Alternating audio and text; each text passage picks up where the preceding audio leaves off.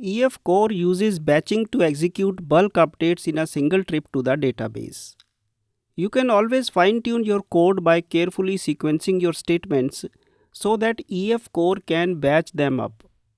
In the second part of this article, we have a walkthrough to analyze a piece of code that triggers various trips to the database server, and we explain how that same code can be simplified and optimized to just one single trip.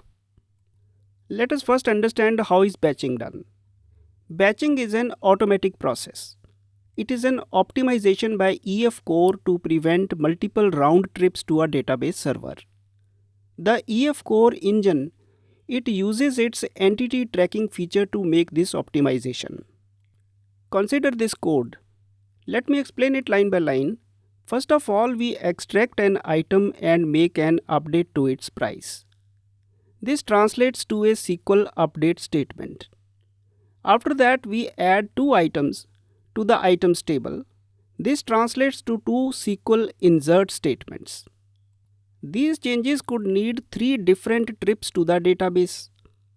But EFCore uses entity tracking and batching to make these changes in a single trip to the server. So instead of sending all the statements one by one to the server, it makes a trick and uses something to send all the 3 statements in one go.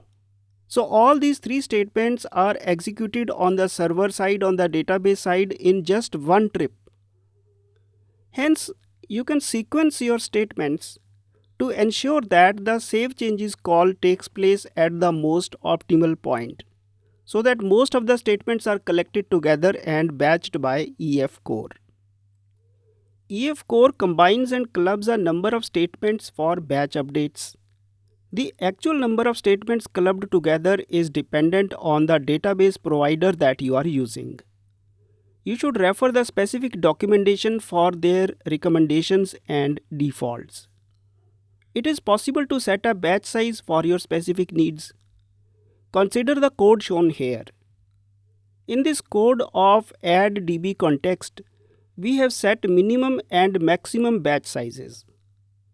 But the EFCore team recommends that this tweaking should be done on the basis of extensive testing and benchmarking. It is better left to the default values, but it is always there when you need it. And finally, let's take a case study. We take a case study of bulk updates. Consider this code on the C# side. The objective is to update the price of all items by a certain amount, say 10 or 20. This is a simple code, but there are some problems.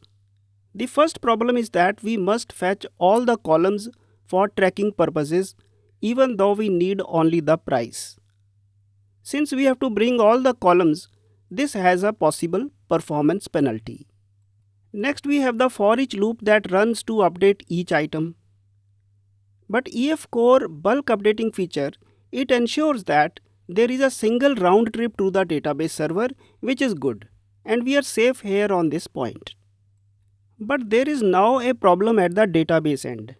Even though we have a single trip to the database side, but each item has to be independently updated because there has to be a dedicated update statement for every item.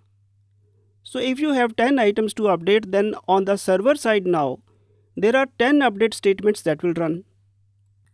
Even though the batching system, it sent all 10 of them together to the server side, but on the server side, on the database server side, they will run in the form of 10 different update statements. And now let me give you a simple solution to this problem. Now why don't we use execute SQL raw to execute our direct SQL query? Update items set price is equal to price plus 10. This query will update the entire table in just one go. Think about it. Thank you.